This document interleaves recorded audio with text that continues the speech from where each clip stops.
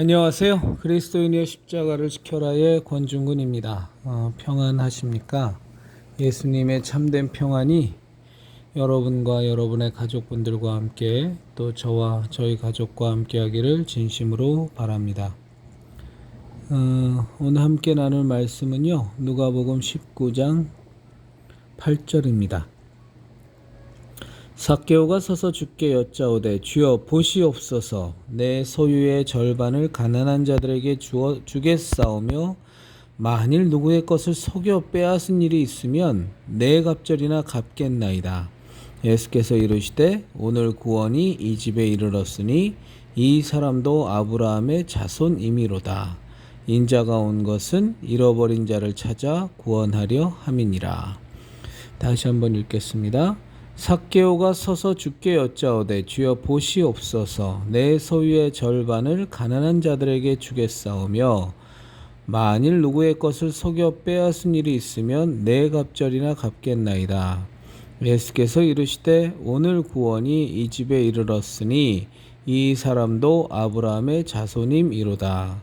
인자가 온 것은 잃어버린 자를 찾아 구원하려 함이니라.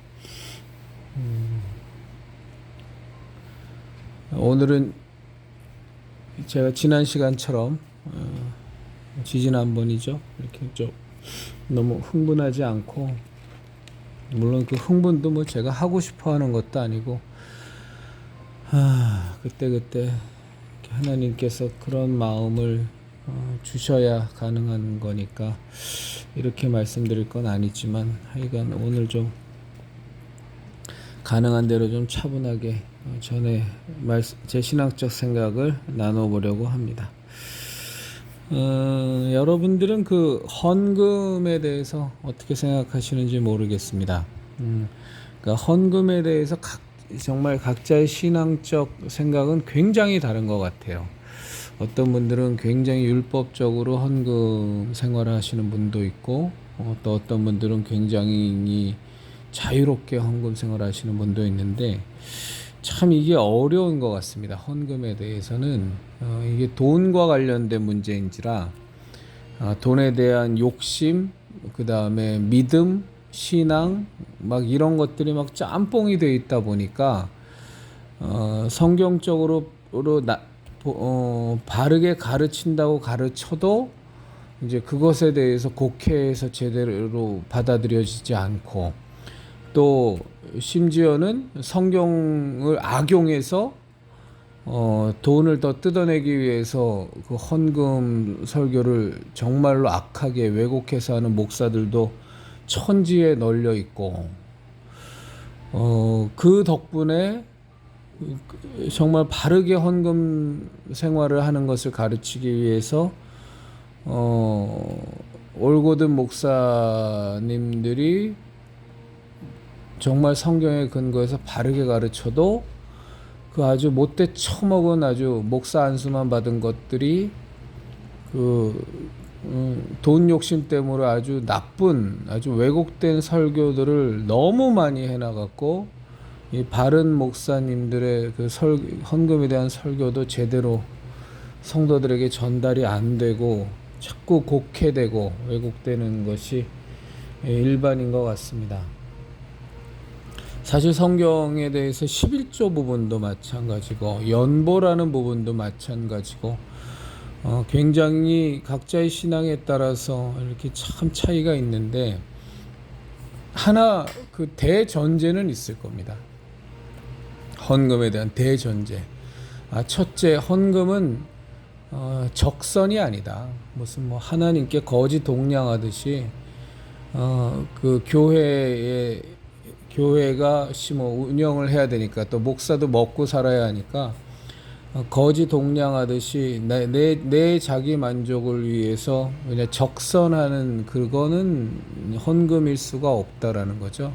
그거는 그냥 동냥은 될 수 있을 겁니다. 동냥은. 근데 하나님께서는 뭐 그런 동냥 절대 받으실 리가 없고, 뭐 그냥 그런 동냥을 하면 그냥 뭐 그거 갖고서 생활을 해야 되고 먹고 사는 목사들은 뭐 좋겠죠. 그 동량을 하나님이 받으실 리는 없겠지만 목사는 받을 수 있으니까 그 동량으로라도 하면 목사는 좋을 겁니다. 근데 어쨌거나 헌금과 동량은 구분이 돼야 됩니다. 이건 분명히 구분이 돼야 됩니다. 거지 적선하듯이 하는 헌금은 하나님께서 절대 받으시지 않습니다. 그러니까 내 하고 싶지 않은 마음이 있음에도 불구하고 혹은 내 스스로 자기 만족을 위해서 하는 거는 아무리 헌금 봉투에 집어넣고 헌금의 모양새를 띄어도 하나님께서는 받지 않으실 겁니다. 그냥 교회당하고 목사 좋은 일만 시키는 거가 되겠죠. 그건 아니겠네요. 자기 만족을 꾀했으니까. 그러니까 뭐 낸 사람도 좋겠네요. 뭐 내가 이거 그래도 내가 교회 돈 좀 냈어 하고 으싹까봐 하는 마음이 있으면 또 그것도 또 좋은 거니까. 근데 어쨌거나 헌금과 적선은 구분이 됩니다. 헌금은 절대 적선이 아니죠. 그리고 헌금은 기부가 아닙니다. 저는 원칙이 하나가 있는데 교회 내에 하는 헌금은 실명으로 해라. 할 수만 있다면 실명으로 해라. 그래서 반드시 나중에 교회에서 기부금 영수증을 받아라. 기부금 영수증이죠. 그러니까 교회의 헌금은 모든 헌금은 실명으로 해라. 그리고 기부금 영수증을 받아라.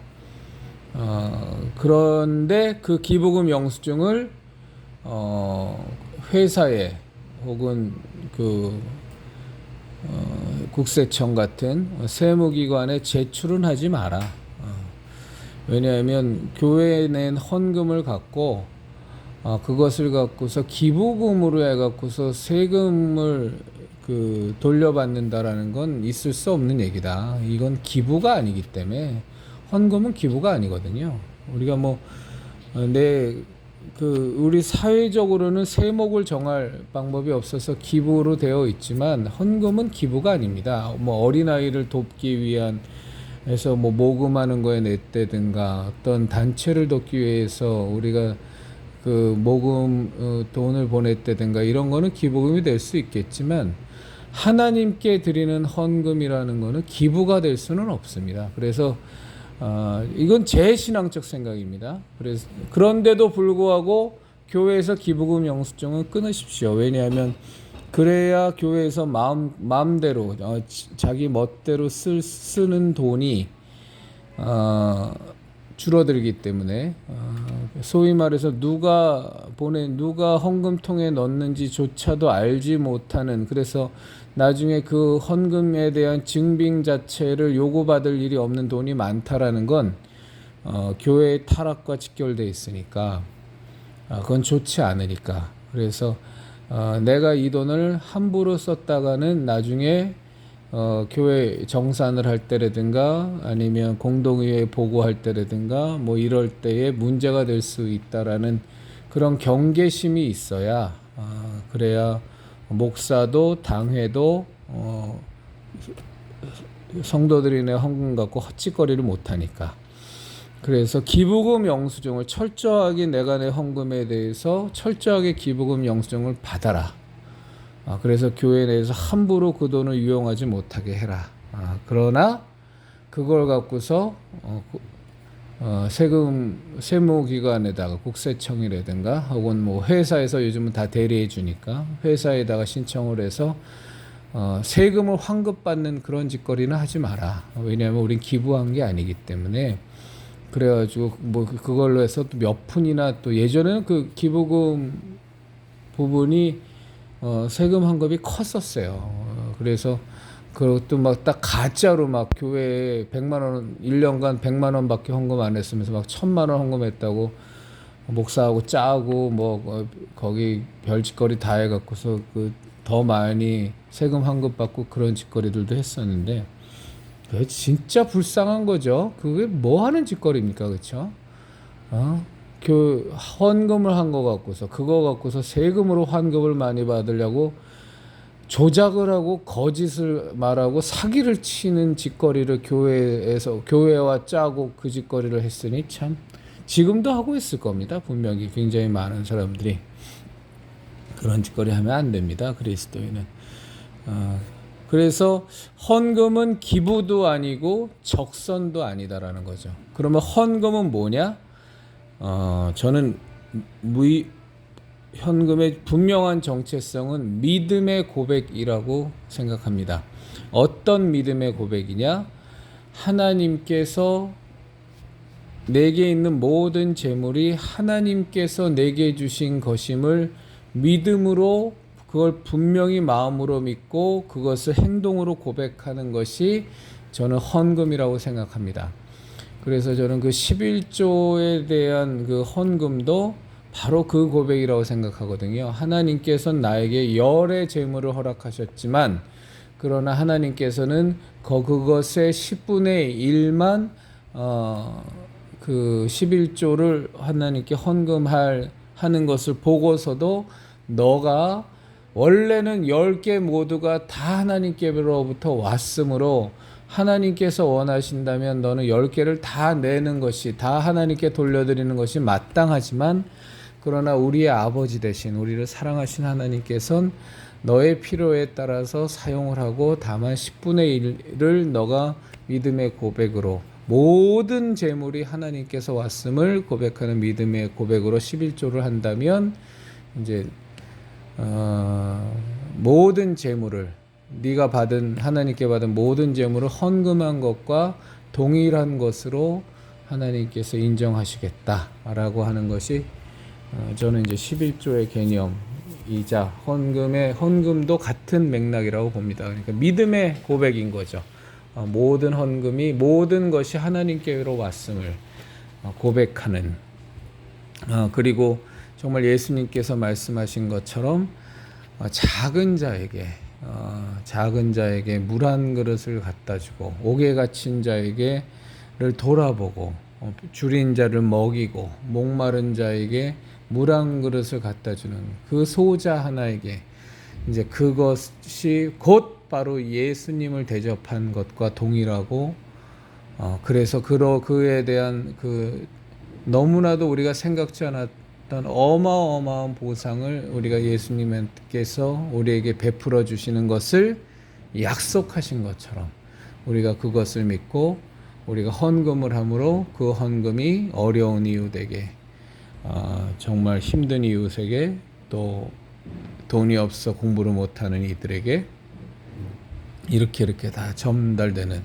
혹은 선교지에서 말리타양 그 오지에서 정말 복음을 위하여 복음을 전하는 선교사에게 뭐 이렇게 여러 가지 모양새로 소위 말해서 하나님의 그 귀한 영혼들을 돕기 위하여 우리가 이제 헌금을 하죠. 그러나 하나님께서는 그것에 대한 마땅한 상을 물 한 그릇을 베푼 것과 같은 먹인 것과 같은 옷을 입혀준 것과 같은 감옥에 있는 자를 돌아본 것과 같은 그 상급을 하나님께서는 우리에게 분명히 주실 겁니다.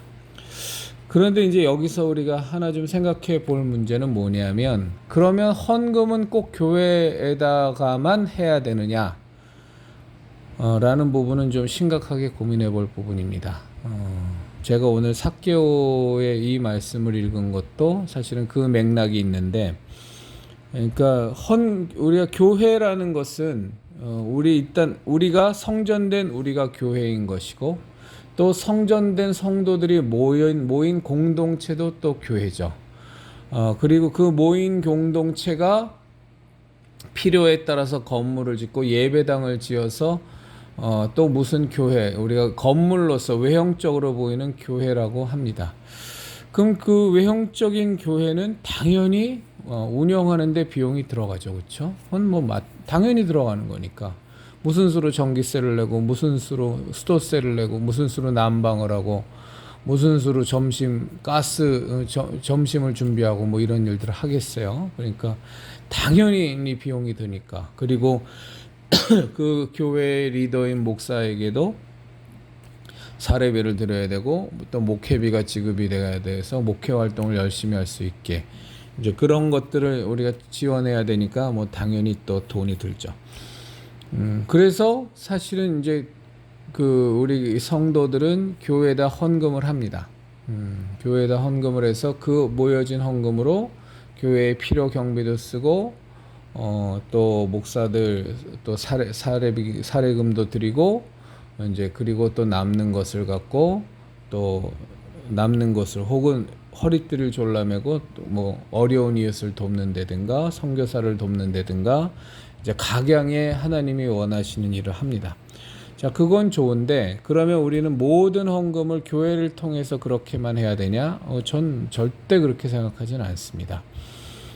교회를 통해서도 우리는 헌금을 하는 것도 하나님께서 기쁘게, 교회에 헌금을 하는 것도 하나님께서 기쁘게 받으시겠지만 그러나 분명히 또 하나님께서는 우리가 직접적으로 하나님이 주신 재물을 사용하기를 원하십니다. 그런 거에 하나의 반증이 이 삭개오 이야기입니다. 그러니까 삭개오가 예수님을 만나서 정말로 그 구세주 메시아를 만나서 삭개오의 고백은 내가 가진 것의 절반을 가난한 이들에게 내가 내 소유의 절반을 가난한 자들에게 주고 내가 누구의 것을 속여 빼앗은 일이 있으면 네 갑절이나 갚겠습니다 라는 고백을 예수님께 삭개오는 예수님을 만나고 나서 드립니다.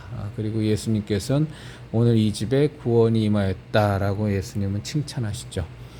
여기서 보면 이제 삭개오의 고백이 뭐냐면 그리고 예수님의 가르침이 뭐냐면 삭개오는 내가 가진 소유의 절반을 가난한 자들에게 주고 또 내가 누구 거를 속여 빼앗은 것의 4배를 갚겠습니다 라고 했을 때 예수님께서 아니 그럴 게 없이 너의 재산의 절반을 제사장에게 갖다 줘 제물로 드려 라고 예수님 말씀하지 않으셨다는 거죠. 예수님 말씀하시길 오늘 이 집에 구원이 임하였다 라고 말씀하신 것처럼 직접적으로 가난한 자들을 우리가 신앙 가운데에서 도와주는 것, 그것 하나님께서 굉장히 기쁘게 보신다는 겁니다. 당연히 그 가난한 이를 돕는 그 부분에 대해서 하나님께서 엄청난 상급으로 갚아주실 겁니다. 우리가 혼자서 교회와 공동체의 교회와는 무관하게 우리가 스스로 혼자서 혹은 3, 4, 5 감옥을 찾아가서 어려운 이웃을 찾아가서 주변에 힘겨운 상황에 있는 사람을 찾아가서 그들에게 물질적으로 도움을 주는 것 당연히 하나님께서 다 기쁘게 보시고 상급으로 갚아주실 겁니다. 또 이런 것도 있을 겁니다. 내가 받아야 될 돈 누군가에게 채권이 있는데 그 사람이 정말로 돈이 없어요. 갚을 형편이 안 됩니다. 저는 우리 그리스도인들 가운데 이 운동이 좀 벌어졌으면 좋겠어요. 정말로 벌어졌으면 좋겠는 운동이 빌려준 돈 안 받기 운동이 좀 벌어졌으면 좋겠어요. 예, 전 정말로 이 운동이 우리 한국의 그리스도인들에게서 들불처럼 퍼져나간다면 이 한국 개신교계를 바라보는 이 세상에서의 시각은 어마어마하게 바뀔 겁니다. 물론 저는 그 개신교를 바라보는 시각이 바뀐다 그래서 예수님을 정말로 믿겠다고 하는 사람들이 뭐 엄청나게 폭발적으로 늘고 그럴 거라고 생각하지 않아요. 그냥 종교적인 시각으로 그냥 긍정적으로 바뀐다는 거지 뭐 그것이 정말로 하나님 안에서 구원의 역사가 이루어지고 세상이 보기에 아이고 개신교 잘하네 기독교 잘하네 칭찬받는다 그래서 뭐 거기에 진정한 부흥의 역사가 있다고 보지는 않습니다. 뭐 해가 될 건 없겠죠. 긍정적인 면은 분명히 미칠 겁니다. 뭐 그것이 나쁜 건 아니니까. 그런데 그것보다는 세상에서 개신교 기독교 교회를 바라보는 시각을 좋게 하기 위해서 우리가 선행을 베푸는 것보다는 더 중요한 것은 마땅히 그리스도인이라면 그렇게 해야 하는 거니까. 하나님이 사랑하는 자녀를 향해서 또 구원받지 못한 세상에 이미 심판받은 자들을 향해서 아직까지도 마귀의 수하대에서 신음하는 자신이 죽은 줄도 모르고 지금 당장 육신의 생명이 닿으며 지옥으로 가는 존재라는 것도 알지 못하는 그 불쌍한 영혼들을 위해서 우린 마땅히 선을 베풀고 마땅히 하나님의 사랑을 그들에게 보여줘야 하는 거니까 우리가 선행을 행하는 거지 뭐 그들에게 인정받고 박수 받으려고 하자는 건 아닙니다. 말이 길어졌습니다만 전 정말로 우리 그리스도인들 가운데 일어났으면 좋겠는 운동이 뭐냐면 빌려준 돈 안 받기 운동. 이 좀 일어났으면 좋겠어요. 이게 제가 이 말씀 드린다 그래서 괜히 마음에 부담 가지실 분도 계실 텐데 제가 지금 말씀드리는 건 본인 스스로 하나님 앞에서 생각하기에 내가 누군가한테 빌려준 돈을 받지 않아도 살아가는데 전혀 지장이 없는 전혀는 아닐지 몰라도 지장이 없는 그런 분들이 실천에 좀 옮겼으면 좋겠어요. 빌려준 돈 안 받기 운동. 전 참 좋을 것 같습니다. 그리고 그리스도인들이라면 좀 그런 배포가 좀 있어야 돼요. 내가 받은 하나님의 은혜가 그냥 입술로만의 은혜가 아니고 내가 받은 하나님의 사랑이 정말로 말로만의 사랑이 아니라면 이 세상을 향해서 그 정도의 그 아량과 그 정도의 배포와 그 정도의 배포와 배품은 좀 있어야 된다고 저는 생각합니다. 그래서 말이 좀 엇나갔습니다만 우리가 헌금을 하는 대상은 교회를 통해서도 헌금을 할 수가 있을 것이고 또 하나는 직접적으로 어려운 사람을 향해서 나에게 돈을 빌린 사람에게 빚을 탕감해 주는 것들을 통해서 뭐 이런저런 방식으로 직접적으로 우리가 헌금의 모습을 가져갈 수 있을 겁니다. 돈을 주는 것도 헌금일 거니고 받을 돈을 안 받는 것도 하나님께서는 굉장히 귀한 헌금으로 보실 겁니다. 이 직접적인 성도님들의 직접적인 세상을 향한 헌금이 저는 많아져야 우리들 그리스도인들이 세상과 확실히 구별이 되는 모습을 가져갈 수 있다고 전 봐요. 이러니 저러니 해도 세상의 헤게모니는 뭐니 해도 헤게모니는 돈입니다. 세상은 이 만몬신에 의해서 이 천하 만물의 영광을 주물떡거리는 것이 이 마귀 새끼이기 때문에 이 마귀 새끼의 가장 주요한 무기는 돈이거든요. 그래서 세상의 헤게모니는 돈입니다. 누가 이 돈을 좌지우지하느냐가 세상에 좌지우지하는 자이기 때문에 우리들 그리스도인은 그 돈과는 비교조차도 할 수 없는 어마어마한 은혜와 사랑을 이미 소유한 자들이니까 세상을 향해서 좀 돈에 대해서 초월한 모습을 우리는 좀 보여줄 필요가 있습니다. 맨날 진리도 모르고 생명도 모르고 예수님도 모르고 하나님 자녀로 거듭나지도 않은 사람들처럼 그저 돈 똑같은 말만 하면서 그러면서 뭐 채권 채무 관계하고 기독교인이 살아가는 모습하고 이런 건 같이 연관 지으면서 생각하면 안 돼. 그건 그거고 이건 이거야 라는 뭐 개소리를 떠들어대고 말이 됩니까? 그게 무슨 개소리입니까? 어떻게 우리가 채권 채무 관계를 다루는 모습이 그리스도인이라면 당연히 달라야지. 돈 관계는 뭐 냉혈한처럼 그냥 이거는 따박따박 해야 되는 거고 그리고 또 이건 예수님 믿는 거하고는 전혀 상관없는 거고 신앙하고는 아무 상관없는 거고 신앙 따로 돈 따로 그런 게 어디 있습니까? 말도 안 되는 헛소리죠. 그런 건 있을 수가 없습니다.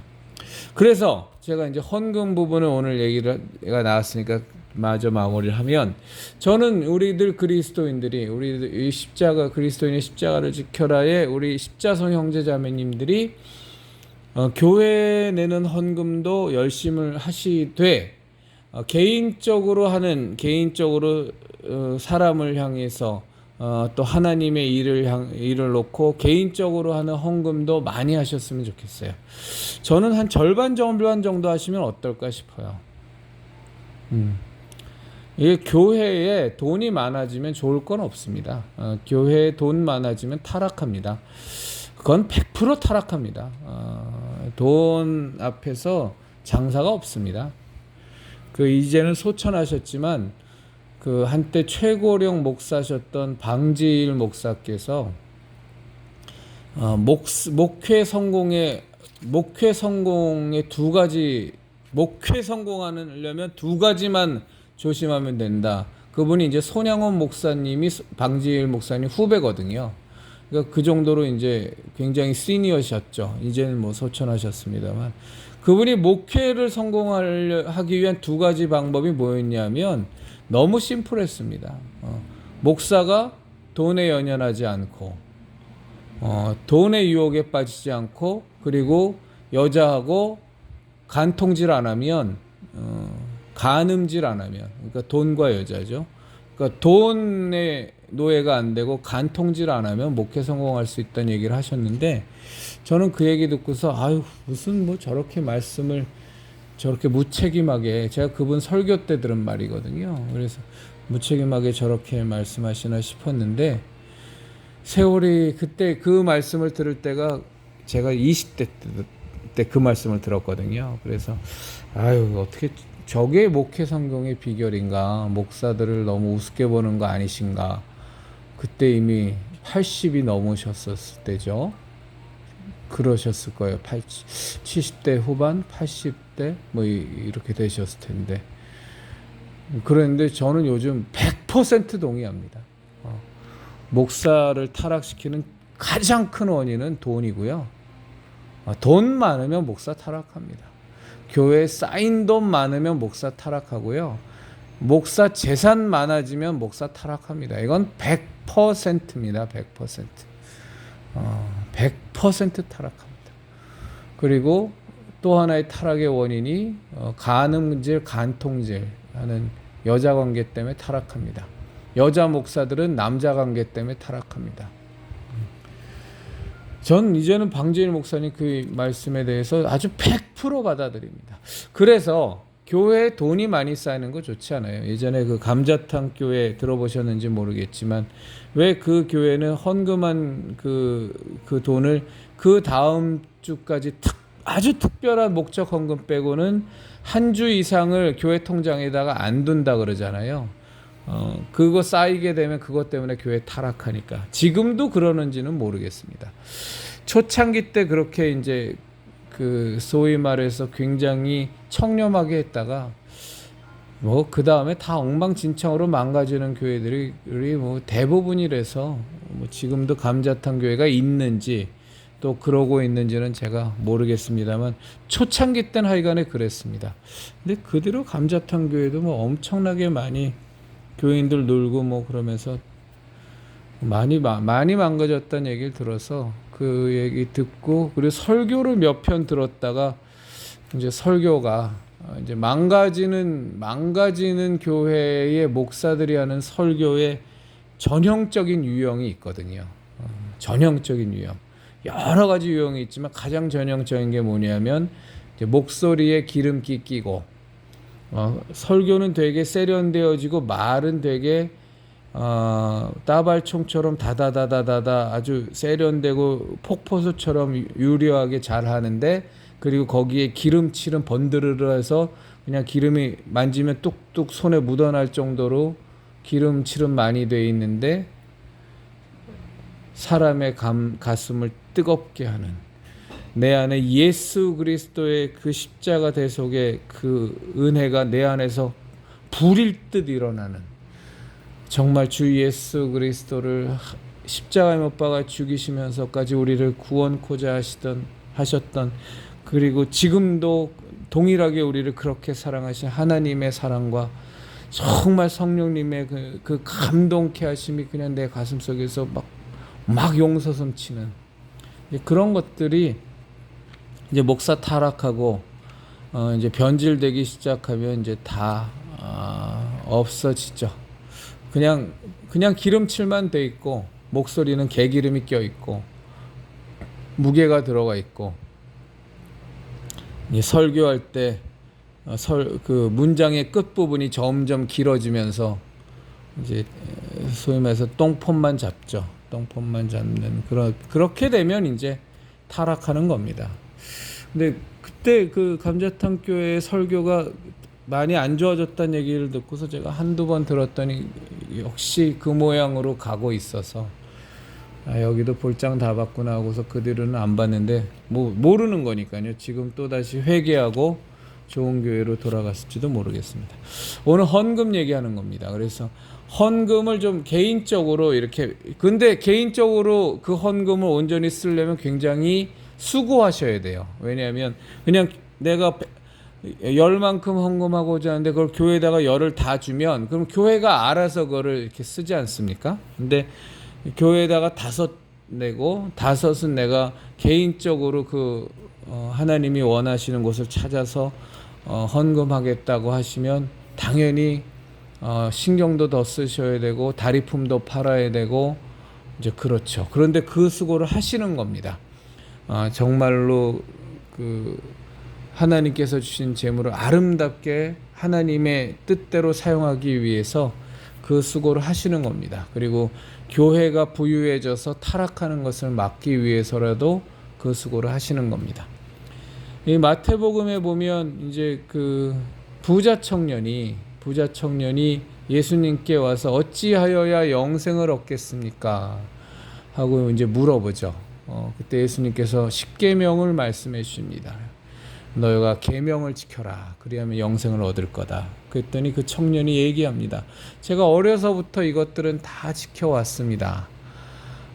그런데 제가 더 무엇을 하여야 영생을 얻겠습니까? 선한 선생님이여, 더 무엇을 해야 얻겠습니까? 그랬더니 예수님이 그 부자 청년에게 단호하게 말씀하십니다.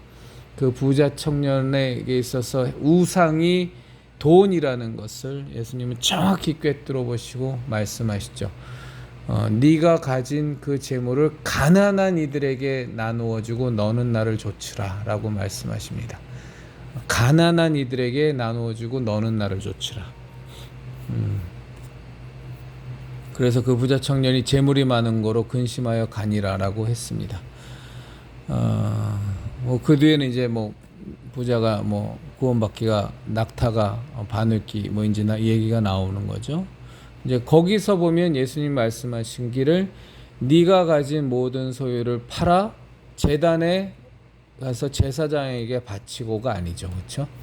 가난한 이들에게 나누어 주고 너는 나를 좇으라.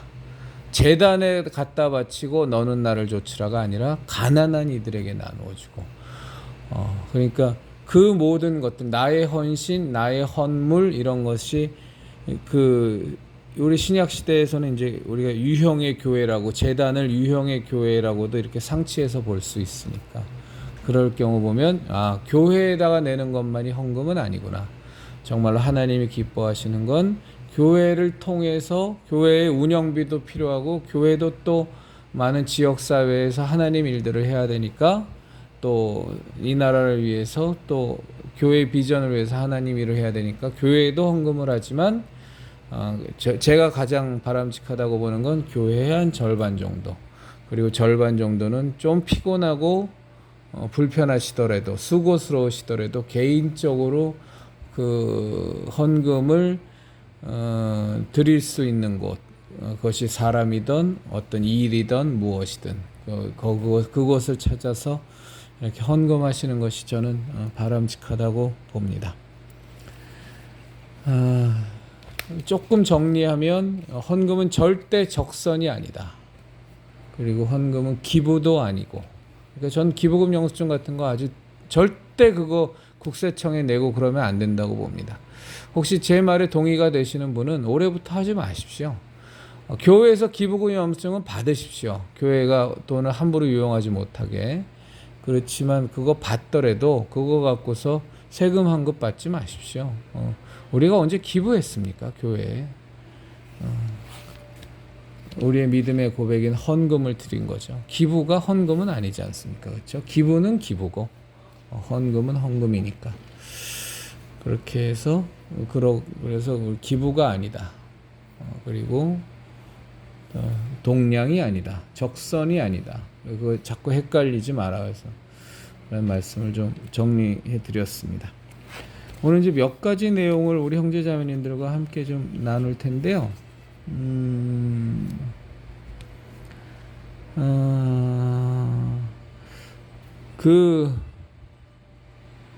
요건 조금 무거운 얘기인데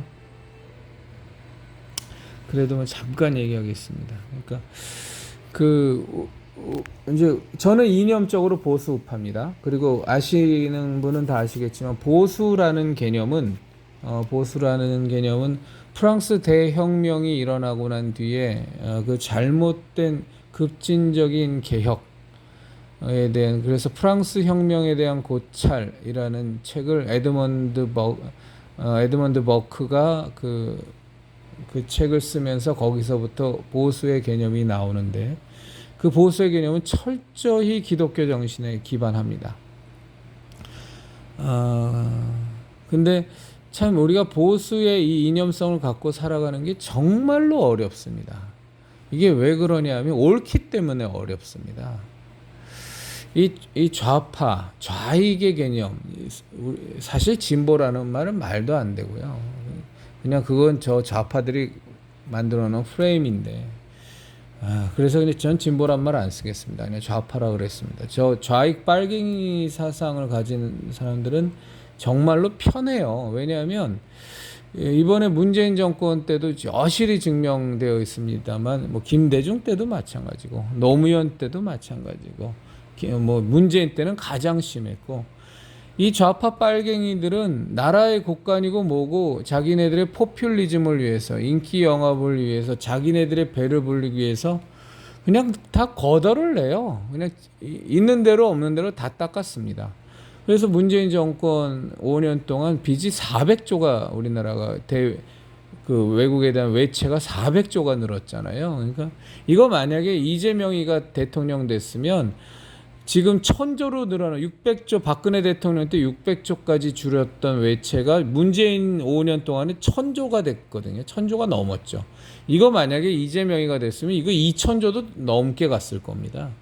좌파들은 앞뒤를 가리지 않고 그냥 다 나라를 거덜내는 데에는 이제 어마어마한 선수들이니까. 왜 그러냐면 국가에 대한 개념이 없어요. 이것들은 자기의 이념, 그리고 자기의 사리사욕, 자기네들이 추구하는 그 세상만 만들면 되는 거지, 나라의 번영과 나라의 미래 이런 거는 관심 자체가 없는 것이 좌파들이기 때문에 막닦아 쓰거든요. 그런데 이 좌파의 이런 포퓰리즘이 안타깝게도 세상에 있는 사람들한테는 먹혀요.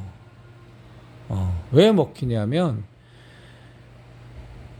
의인은 없을 때 하나도 없다는 하나님 말씀처럼 이 세상 사람들이 다 죄 가운데 있기 때문에 그 죄악된 좌파들의 수작질, 포퓰리즘 정책들, 말도 안 되는 인기 영합주의적인, 국가의 미래는 다 망쳐먹지만 지금 당장은 흥청망청 무언가 잘 돌아가는 것 같은, 곳간 다 털어먹는 이런 짓거리가 세상 사람들한테 먹혀요. 이 죄끼리 통하는 거예요. 죄인들끼리.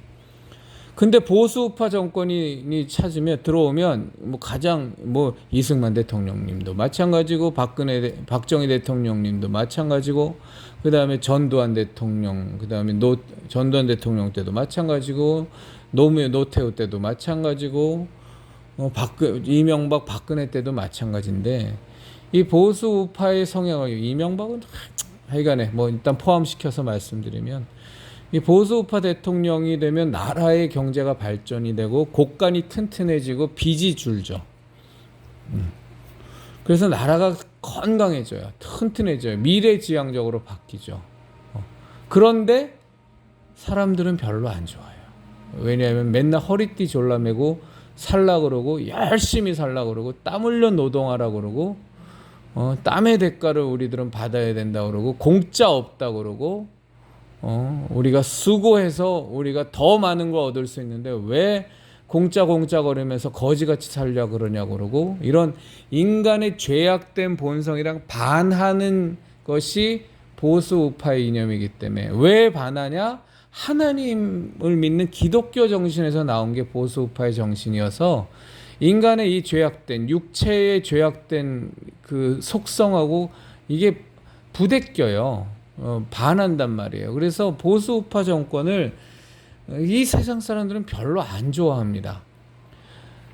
지나가 보면 그때가 건강했고 그때가 정말로 이 나라의 미래도 있었고 참 좋았다라는 걸 인정을 하는데도 그 당시에는 당장 막 국가에서 막 돈 막 풀어주고 그다음에 자기네들한테 막 지원해주고 당장 배고프지 않게 막 복지 예산 막 팡팡 늘리고 한 달에 30만 원, 50만 원, 100만 원씩 그냥 생각지도 않았던 돈 막 꼽아주고 이렇게 문재인처럼 가야 되는데 그렇게 안 하잖아요. 그러니까 인기가 없어요. 우리의 죄악된 속성이랑 안 맞는 거예요. 그러니까 참 어렵습니다. 보수 우파가 옳다는 것은 알아도 일단은 불편하니까 일단 내 죄악된 속성하고 자꾸 겉도니까 보수 우파 정권이 인기가 없고 그리고 좌파 정권들을 자꾸 좋아해요. 뭐 강남 좌파들이고 나발이고 그 다 가식쟁이들이기 때문에 이제 그게 참 그래서 이 보수 우파 정권이 참 어려운 부분인데 근데 그럼에도 불구하고 이 어려운 일을 우리는 해야 되는 겁니다. 그리고 누가 해야 되냐? 우리들 그리스도인들이 해야 되는 겁니다. 왜냐하면 우리들 그리스도인은 정말로 더욱더 고귀한 가치인 예수 그리스도의 십자가 대속의 은혜라는 가치를 알고 있고 이 온 천하 만물을 창조하신 하나님이라는 가치를 알고 있고 하나님의 자녀로 거듭나서 영원한 생명에 들어간다는 약속을 갖고 있기 때문에 참 가시밭길 같은 우리가 주 예수 그리스도를 쫓아가는 그 길이 좁고 협착한 길이잖아요. 근데 우린 그 길을 가잖아요. 우린 그것이 훨씬 더 귀하고 아름다운 가치라는 걸 알기 때문에 그 길을 가잖아요. 그래서 그런 것에 익숙해져 있기 때문에 우리들 그리스도인들이 이 보수파의 이 이념성이 이 대한민국에 널리 퍼지도록 그리고 이 대한민국에서 지탱하도록 기둥 역할을 할 사람은 우리들 그리스도인들밖에 없습니다. 더 큰 가치를 알고 있는 우리들이 이 보수파라는 이념성, 우리가 갖고 있는 이 생명의 복음, 이 복음의 진리, 이 생명의 진리에는 보수파의 이념성이 어디 거기에 미치겠어요. 그런데 우리는 이 더 큰 가치를 이미 소유한 자들이기 때문에 사리사욕에 얽매이지 않고 사리사욕을 위해서 보수파의 이념을 엉망진창으로 만들 일이 없어서 진정한 그리스도인들이 기둥이 돼줘야 됩니다. 안 그러고 이 그냥 세상적으로만 그냥 보수우파적인 이념성을 갖고 있는 사람들은 거의 100% 다 부패하고 타락합니다. 그냥 이념성만 보수우파 성향일 뿐이지 안으로 들고 들어와 보면 그냥 뭐 온갖 부패와 그냥 냄새 풀풀 나는 그냥 저 좌파 저 공산주의자들이 그냥 가식과 외식과 거짓으로 그냥 사람을 공정과 정의로 포장해서 속여 먹는다면 이 보수파라고 하는 것들 중에서 이제 썩은 것들은 아주 그냥 뭐 온갖 그냥 아유 추하죠. 근데 그런 것들로부터 스스로를 경계하고 거룩함을 지키고 사리사욕을 쫓지 않을 수 있는 유일한 무리가 있는데 그것이 바로 그리스도인들입니다. 그래서 저 좌파들은 차별금지법이든 뭐든 지난번엔 코로나 바이러스 정치 박영을 통해서도 그렇고 어떻게 하든지 무슨 일을 하든지 간에 그리스도인들을 잡아 죽이려고 하는 겁니다. 이번 차별금지법 절대적으로 막고 폐기시키겠지만 저들이 정말 총공세를 다 가할 겁니다. 왜냐하면 그리스도인들을 죽여버려야 되기 때문에. 그러려면 교회를 죽여야 되고 예배를 죽여야 되고 진리가 선포가 되지 못하게 해야 되기 때문에 아마 총공세를 다해서 가하겠죠. 우리는 반드시 이겨낼 수 있습니다. 전광훈이가 마지막 주제 하나 더 말씀드리고 맺겠습니다. 전광훈이가 PD수첩에 나온다 그럽니다. 이거 뭐 사실 새로운 것도 없습니다. 뭐 작년에도 1년 전에도 나왔습니다. 그때 코로나 전국에서의 그 팬데믹 상황에서의 전광훈 8.15 집회로 말미암는 많은 문제점들 뭐 고발하겠다고 또 1년 전에도 정광훈이 나왔었는데, 이게 PD수첩이 다 아시는 것처럼 이게 MBC 이게 좌파 빨갱이 놈들 거잖아요. 그래서 사실은 저는 정광훈이 PD수첩에서 다뤄지는 것을 그렇게 중요하게 보지는 않습니다. 왜냐면 다뤄져 봤자 이 PD수첩이라는 데가 좌파 빨갱이 매체라는 걸 우리 보수우파 국민들은 다 알기 때문에, 자칫 잘못하면 정광훈의 실체를 PD수첩에서 다뤄도 오히려 정광훈을 음해하는 것처럼 보수우파 국민들이 생각할 여지들도 많이 있어요. 그럴 위험성도. 그래서 오히려 정광훈이 영웅 만들어줄 수도 있습니다. 저는 그 위험성 때문에 사실은 PD수첩에서는 정광훈 같은 소재는 너무 좋은 소재죠. 그렇죠? 보수우파의 어떤 아이콘처럼 지금 다 그렇게 잘못 인식돼 있으니까, 그러니까 보수우파의 세력도 박살낼 겸, 또 이 PD수첩 좌빨 공산주의자들 입장에선 기독교도 박살낼 겸, 뭐 양수 겹장, 양수 삼장 뭐 난리도 아닌 거죠. 그러니까 PD수첩은 정광훈을 이슈로 다루면 무조건 PD수첩은 남는 장사인데, 정광훈이 PD수첩에서 난도질 당한다고 해도 과연 우리들 그리스도인들에게 도움이 될 거냐 생각해보면 저는 그렇게 도움되지 않는다고 봅니다. 어차피 머리가 정상적인 그리스도인이라면 정광훈이 이단이자 사입이라는 건, 적그리스도라는 건 다 아는 사실이고, 정신 빠진 정광훈의 광신도 집단들이나 지금도 정광훈 하지 뭐 어느 정상적인 그 신앙인이라면 누가 그렇게 하겠어요. 근데 오히려 PD수첩 이런 데서 자꾸 다뤄버리면 뭐 가뜩이나 그냥 바닥까지 그냥 추락한 시궁창에 처박힌 기독교의 이미지만 또 똥통까지 더 내려가서 처박힐까봐 그게 좀 더 염려가 됩니다. 뭐 저는 결코 반가운 뉴스라고 생각 안 하고, PD수첩이란 매체 자체가 너무 나빠서. 근데 오히려 JTBC도 좌파 성향이긴 하지만 JTBC는 좌파라기보다는 그 그레이트 리셋, 중앙일보의 홍석현이가 하는 게 코리아 리셋이잖아요. 그레이트 리셋의 그 한국에서의 코드는 코리아 리셋이란 말이죠. 이런 리셋 운동, 이게 이제 딥스테이트, 그림자 정부에서 시작되는 어마어마한 그 흑막 아닙니까? 차라리 이제 이 JTBC는 이제 그 영향이 너무 큰 거죠. 그러니까 어떻게 보면 오히려 더 사단적일 수 있어요.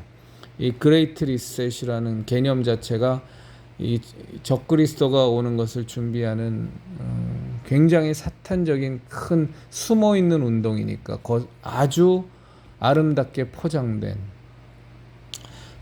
이제 그 영향이 이제 JTBC는 있어서 거기도 찝찝한 건 마찬가지인데, 어쨌거나 JTBC에서는 PD수첩 같은 탐사 보도가 아니라 그때 이제 뉴스에서 나왔기 때문에 조만간에 전광훈은 뭐 지금 뭐 선거법 때문에도 뭐 기소된다고 하지만 조만간에 그런 공중파의 뉴스에서 나오면 이제 검찰에서 부릅니다. 경찰, 그건 뭐 정해진 순서입니다. 종교 단체를 건드릴 때는, 종교 단체를 보도해서 다룰 때에는 모든 증거 자료가 수집이 끝났고, 이제 구속하기 전에 마지막으로 여론 조성하기 위해서 뉴스에서 터트려 주는 거기 때문에 정광훈은 곧 구속될 겁니다. 구속될 건데, 요 타이밍에 이제 PD수첩에서 정광훈을 다루고 때리면 이게 마치 PD수첩이 지네가 한 것처럼 이게 또 공로를 다 송두리째 앗아가 버릴 수도 있어요. 뭐 어쨌거나 저쨌거나 참 PD수첩에 나섰다는 게 아주 대단히 저는 기분이 나쁘고 마음에 안 듭니다만, 정광훈 구속되면 좋은 거죠. 뭐 지금 한국 개신교계를 혼돈에 빠뜨리는, 그리고 다른 무엇보다도 하나님을 대적하고 어디 감히 하나님께 죽이네 살리네 별 개소리를 다 떠드는 그 신성모독하는 참남한 자가 감옥에 가서 정말 하나님의 심판과 징계를 한도 끝도 없이 받아서 아주 처참히 그냥 멸망되는 그런 모습을 봐야죠. 그건 분명히 봐야 되는 겁니다. 두 눈을 뜨고. 그렇습니다. 오늘 좀 이것저것 얘기를 좀 나눴습니다.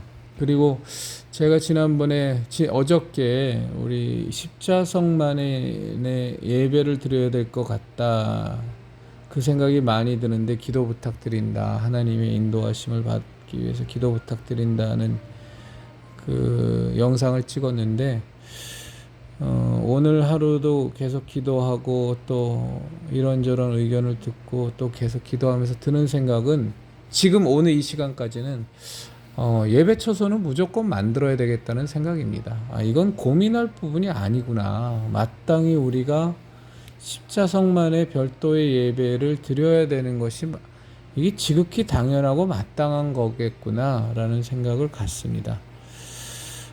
그래야 가나안 성도들에게 하는 전도도, 또 우리가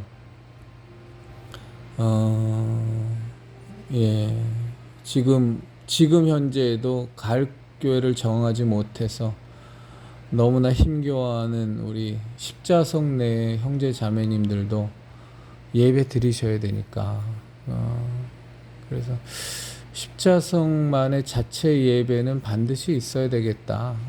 근데 어떤 방식으로 어떤 시점에 시작할지를 놓고 좀 더 기도하면서 하나님의 인도하심 받아 준비하도록 하겠습니다. 그리스도인이여 십자가를 지켜라의 형제 자매님들, 우리 예수님의 진리의 십자가, 예수님의 구원의 십자가, 예수님의 생명의 십자가, 예수님의 은혜의 십자가 꽉 붙들고, 우리 예수님만이 생명입니다. 예수님만이 길이요 진리요 생명이자 예수님만이 구원의 길이니 우리 절대 타협하지 말고 이것 지켜서 이 마지막 때 하나님의 자녀로, 하나님의 군사로 저 마귀의 세력을 완전히 박살내버리고 하나님의 뜻을 좇아 하나님의 계획이 우리를 통하여 하나도 어긋나지 않고 다 이루어질 수 있도록 하루하루 하나님의 뜻대로 살아가시기를 바랍니다. 저도 그렇게 살겠습니다.